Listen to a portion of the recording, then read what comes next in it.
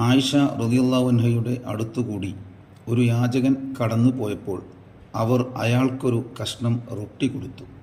നല്ല വസ്ത്രം ധരിച്ച നിലവാരമുള്ള വേറൊരാൾ ചെന്നപ്പോൾ അവർ അയാളെ ഇരുത്തി ഭക്ഷണം കഴിപ്പിച്ചു. ഈ നടപടിയെപ്പറ്റി ചോദിച്ചപ്പോൾ അവർ പറഞ്ഞു, റസൂൽ തിരുമേനി സ്വല്ലല്ലാഹു അലൈഹി വസല്ലമ ഇപ്രകാരം പറഞ്ഞിട്ടുണ്ട്, ആളുകളെ അവരവരുടെ സ്ഥാനത്തിരുത്തുക.